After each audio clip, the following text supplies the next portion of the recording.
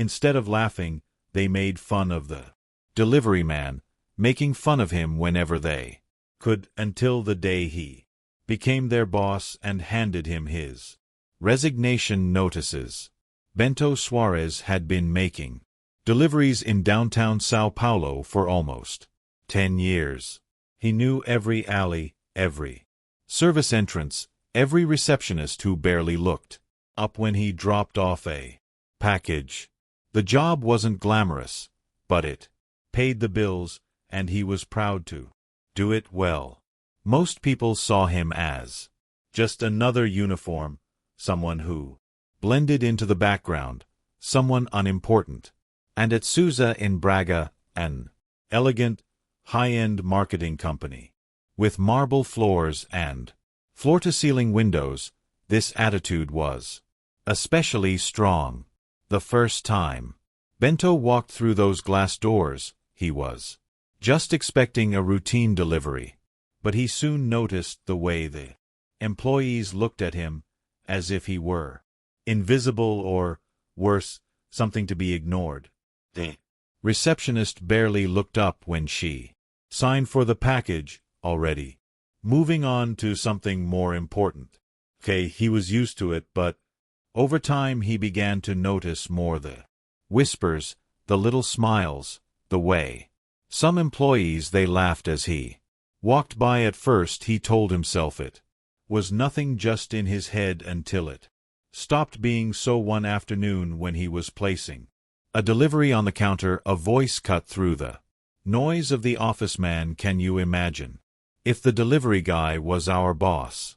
Laughter followed. Bento didn't turn around, but felt the heat rise in his chest. He recognized the voice. Rodrigo Camargo, one of the executive's senior account manager, always dressed in tailored suits, always making jokes loud enough for others to hear. Another voice joined in, this time female. "Please." He is probably used to lifting boxes, not leading meetings. More laughter. Bento kept his expression neutral, handing the tablet to the receptionist to sign. She gave it back without saying a word. He had dealt with worse. He had spent years learning to ignore this kind of thing, but something in that moment stuck with him. It wasn't just the words, it was the confidence behind them, the certainty that someone like him could never be in charge. He walked towards the exit, passing rows of glass-walled offices where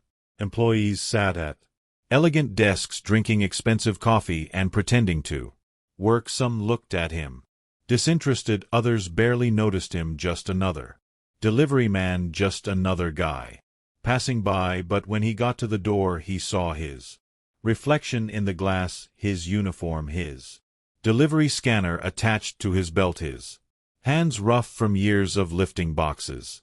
They saw him only as that uniform, and for the first time in a long time this bothered him. Outside, the Paulistano sun was strong. He got into his van and sat there for a moment, gripping the steering wheel tightly. It wasn't anger. Anger was fleeting. This was something deeper, something more acute. They thought they knew him, but they had no idea. But soon they would have. Part 2. The conversation. Bento wasn't the type to dwell on things. He had already dealt with his share of disrespect over the years, people talking down to him, assuming he had no education, acting as if he were invisible. It wasn't new or even surprising, but something about that moment at Souza in Braga marked him. That night, after finishing his last delivery, he parked the van in front of his small apartment in the east side. The place wasn't much. A room, old carpet, a kitchen with cabinets that had seen better days, but it was his. He sat there in the dark for a while, holding the steering wheel, staring at the glow of a streetlight outside the window. He had spent years telling himself that it didn't matter what people thought of him, as long as he worked hard and earned an honest living. But that night, that logic wasn't working. The laughter at Souza in Braga wasn't just ignorance, it was certainty. Those people truly believed they were better than him, that someone like him could never be in a position of power he needed to talk to.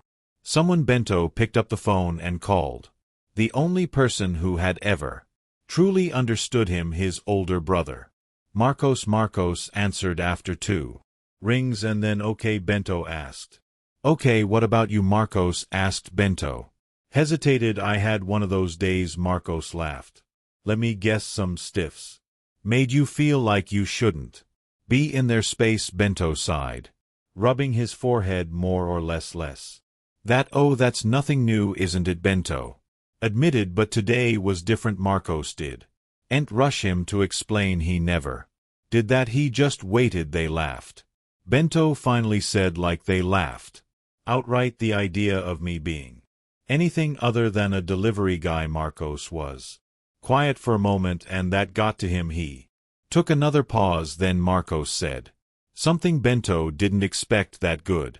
Bento frowned. Good, it means you're finally tired of this. So he sat down, looking at the dashboard. And what should I do? Quit because a bunch of idiots don't respect me? No, but you're smarter than that. Smarter than them too. Bento let those words sink in. He's always been good with numbers. Strategy. When he was 16, he turned a few hundred reis into a few thousand. Reselling sneakers. Later he started investing in stocks, small businesses, even real estate. He understood the game better than most, but he'd never gone all in. Marcos's voice pulled him out of his thoughts. Remember what his father used to say, when people only come to you one way, you have 2 options. Prove them right or prove them wrong. Bento sighed. Yeah, I remember. So what are you going to do? Bento didn't answer right away. He was thinking about Souza in Braga, the expensive suits, the arrogant smiles, the way they had laughed at the idea of him being anything more than a guy who delivered their packages. They saw him as small, and maybe even now he was thinking small. He looked at the worn steering wheel under his hands, then at the dashboard where a stack of delivery receipts sat. That wasn't all he knew that, but they didn't, and that needed to change, because proving them wrong wasn't going to happen overnight, but it was going to happen. Part 3. The plan. Bento wasn't just a delivery guy. No, really, that was the part of himself he let people see, the part they assumed was all he was. But behind the uniform of routine deliveries and the worn work boots, there was another side of him, one that few people knew, because while they spent their days creating marketing campaigns and crunching customer numbers, Bento was running his own numbers. He always had a mind for business. Even as a kid, he found ways to make money when other kids spent their allowances on toys. He was reselling sneakers and limited releases that were hard to find. He knew exactly when and where to buy them, and more importantly, who was willing to pay double, sometimes triple, for a couple. When he was 20, he moved into cars, buying and selling used vehicles, learning to negotiate, spotting a good opportunity before anyone else. He invested in stocks, started putting money into small businesses, never flaunted, never talked about it, but watched, learned, built, and in the last year something even bigger was taking shape. Bento had a business proposal, one that had caught the attention of serious investors, people who weren't interested in his background or what he did for a living, but in what he knew. They saw his potential. They saw how he analyzed companies, identifying their weaknesses, understanding their value before anyone else, and now they were ready to support him. He had been meeting with them at night, after long shifts, late nights on video calls, analyzing financial statements, refining his strategy. He had already helped rebuild 2 struggling businesses silently, efficiently. No one at Souza in Braga would ever suspect, but they were about to find out. One night he sat across from his main investor, Antonio Carvalho, in a private lounge of A downtown hotel. The place was elegant. Leather chairs, low lighting, the quiet hum of business being closed with expensive whiskey. Carvalho was a sharp businessman without beating around the bush who had built his fortune in commercial real estate. He didn't waste time with people who weren't serious. So tell me again, Carvalho said, taking a sip of his espresso. Why is Souza in Braga? Bento leaned forward. Because they're in trouble and don't even realize how bad things are. Carvalho raised an eyebrow. Explain. Bento took a folder out of his briefcase, opening it on the table. Between them, they've been losing customers for a year. Bad leadership, outdated strategies, spending money in the wrong places. They look successful on the outside, but debt is suffocating them. He tapped the papers. I'll give them 6 months to downsize or sell. Carvalho studied the numbers, flipping through the pages. Are you sure about that? Bento nodded. I've been watching them for a while. Their biggest clients are cutting back. Customer retention is dropping. They're counting on reputation, not results, and that's taking its toll. Carvalho smiled. And you want to be the guy to buy them? Bento no. He hesitated. I don't just want to buy, I want to restructure, cut the dead weight, bring in new people, make them profitable again. Carvalho, he leaned back, tapping his fingers on the table. It's a bold move. It's a smart move. Bento corrected. Carvalho, Rio, you have confidence. I admit. That he took another sip of his espresso, then put the cup down and reached into his jacket pocket, took out a check and slid it across the table. Bento looked down the amount. It was exactly what he needed to make the first move. You have my support, Carvalho said. Don't make me regret. Bento took the check, feeling the weight of the moment. That was it. The people who mocked him had no idea they were laughing at their future boss, and would soon find out the hard way. Part for the acquisition. Bento knew that patience was key. Buying a company, it wasn't like buying a car or reselling a pair of sneakers. It required strategy, precise timing, and knowing exactly when to strike. He spent months studying Souza finance in Braga, learning its weaknesses, tracking every misstep. The company wasn't just struggling, it was sinking on the outside.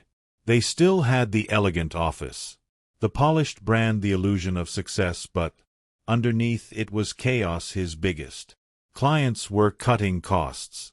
Expenses were out of control, and leadership had no idea how to fix it. Bento wasn't the only one who had noticed. Rumors began to circulate in industry circles, whispers of possible layoffs, talk of restructuring. Some employees could sense others were in denial, convinced his company was untouchable. But Bento knew the truth. With Carvalho and the other investors behind him, he began to move quietly, strategically. The first step was to secure the shares.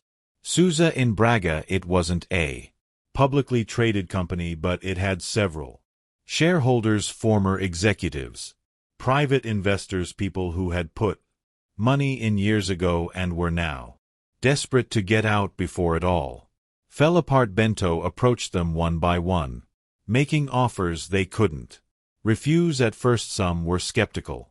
A delivery man buying a large marketing company, but money talked, and Bento had the upper hand. One by one they signed off on the transfer of their shares. It took weeks of late-night meetings, careful negotiations, but when the paperwork was finalized, Bento held the majority stake. He owned Souza in Braga. The last step was to make it official. The current CEO, Ricardo Langford, was a man who had built his career on old money and good connections. He wasn't particularly smart, just lucky, and his luck had finally run out. Bento scheduled a meeting with no warning, no preamble, just a direct email to Langford's assistant. Subject: immediate discussion. Required the assistant, a woman named Elisa who had worked at Souza in Braga for over 20 years blinked in confusion when she saw Bento's name. In the sender field she had seen him deliver packages dozens of times by. He was emailing the CEO. Directly she knocked on Langford's office door, stepping in. Cautiously, "Sir, I just got an urgent email from Bento Suarez." Langford didn't look up who the delivery guy, Elisa said hesitantly. Langford's fingers paused over the keyboard. He let out a dry laugh, shaking his head. "You mean the guy in the lobby? What could he want?" "He's requesting an immediate meeting." Langford sat back in his chair, rubbing his temple. He was already in a foul mood. The earnings reports were bad, and the biggest client theirs had just cancelled the contract. The last thing he had time for was nonsense. "Okay, bring it on," Langford muttered, waving his hand dismissively. "Let's get this joke over with." Part 5. The revelation when Bento walked into the Souza office in Braga that morning. The energy in the building had already changed. There were murmurs, glances exchanged. In the hallways, the receptionist, the same one who had barely acknowledged him for years, suddenly straightened up when he walked in. Langford was waiting in his office, clearly irritated. He didn't even stand up when Bento walked in. "What's this about?" Langford asked, barely looking up from his computer. Bento sat down across from him, placing a thick envelope on the desk. "It's about the fact that as of this morning I am the majority owner of Souza in Braga." Langford finally looked at him, frowned, then let out a short, disdainful laugh. "You, that's impossible." Bento didn't blink. "Check the paperwork." Langford hesitated, then picked up the envelope, pulling out the documents. As he leafed through, his face lost the color. He looked up again, this time with something different in his pressure. "Panic this? It's a joke," he muttered. "Who the hell do you think you are?" Bento leaned back in his chair calmly. "I think I'm your new boss." Langford threw the papers on the table. "This company is not for sale," Bento said softly. "You just didn't know." Langford's mouth opened, then closed. He looked at the numbers again, as if trying to find a mistake, but there was no mistake. The realization hit him like a brick. He was no longer the CEO. Bento stood. "I give you until the end of the day to clear out your office." Langford looked at him, speechless. Bento turned to the door, but before he left, looked over his shoulder. "Oh, and Ricardo." He let a small smile cross his lips. "Don't worry, I'm sure there's a delivery job out there for you." Langford's face turned red, his jaw clenched, but he didn't say anything. The office would never be the same, and for the first time in years, Bento Suarez wasn't just passing through, he was in charge. Part 6. The meeting. Bento knew that taking over Souza in Braga was one thing, making sure everyone understood what that meant was another. When he left Langford's office, the murmurs in the building grew louder. The employees exchanged glances, whispering behind their hands, confusion written all over their faces. They had seen him before hundreds of times, but never like this.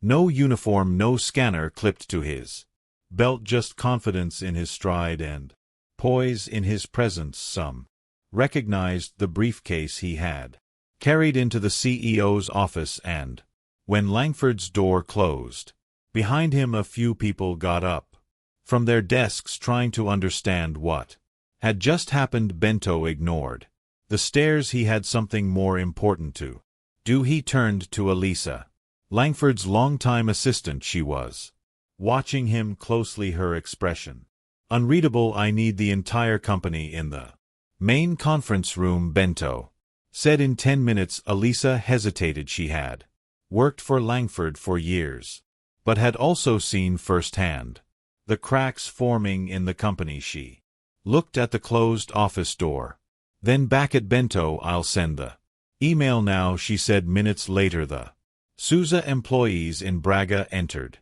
the elegant, glass-walled conference room, murmuring among themselves.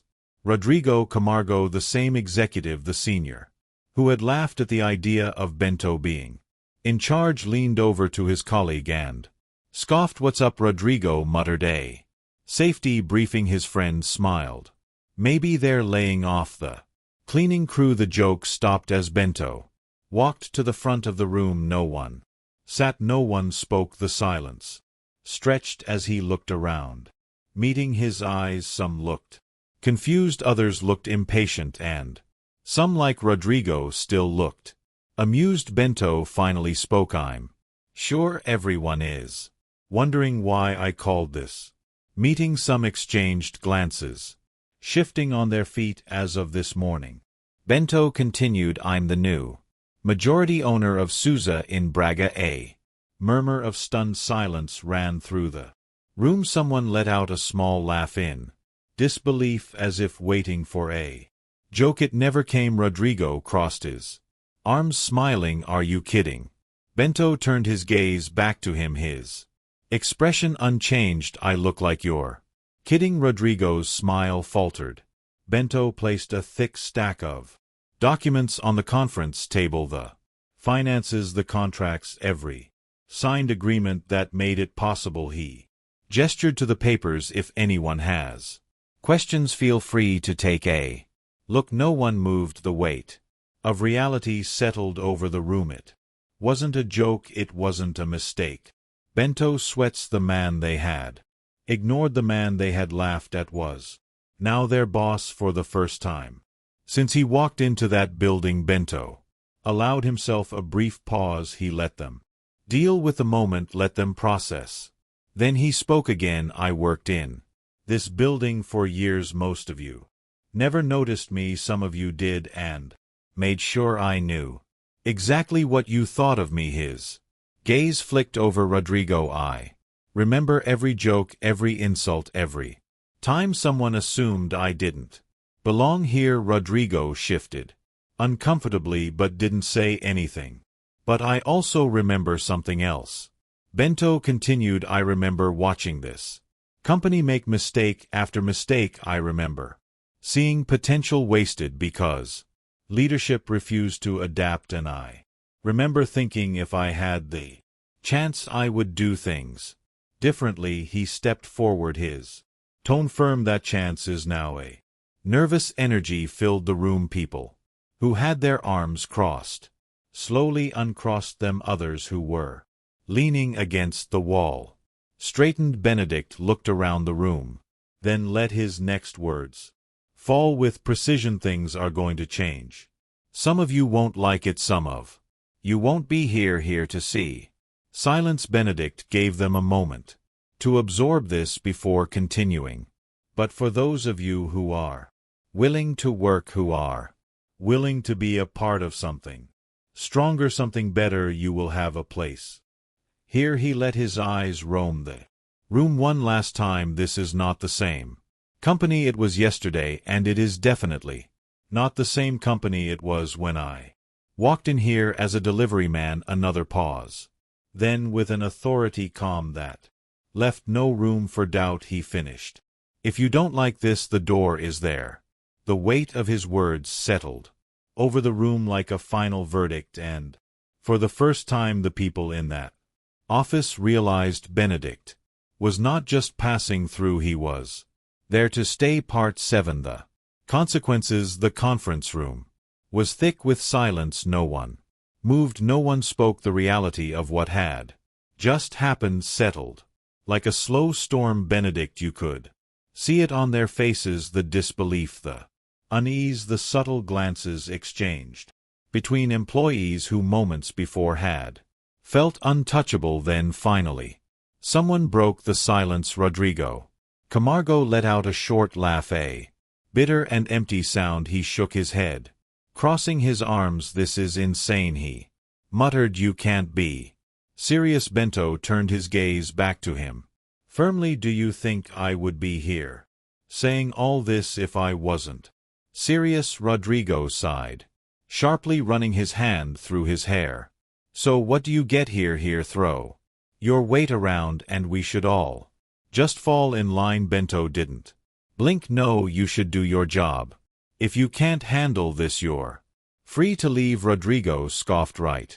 Because you of all people are suddenly the expert in running a company like this. Bento took a step closer, his voice firm. I know this company better than you think, Rodrigo. I spent years watching you operate. I watched the arrogance, the wasted potential, the outdated strategies, and I spent even more years learning how to run a business successfully. Rodrigo clenched his jaw. You are making a mistake. No, Bento said calmly. The mistake was assuming I didn't belong here. A few murmurs went around the room. Some employees looked at each other uncertainly.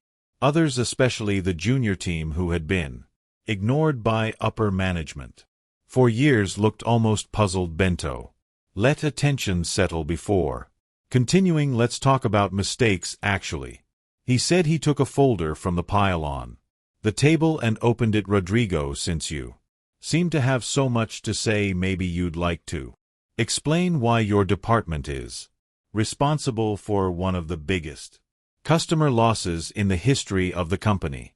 Rodrigo's face darkened. That's not it, Bento interrupted softly, and I have the reports to prove it. Over promising, under-delivering, failing to adjust strategies when the market changed. He slammed the folder. The client walked away and took millions in revenue with him. Rodrigo's face burned red. Bento closed the folder.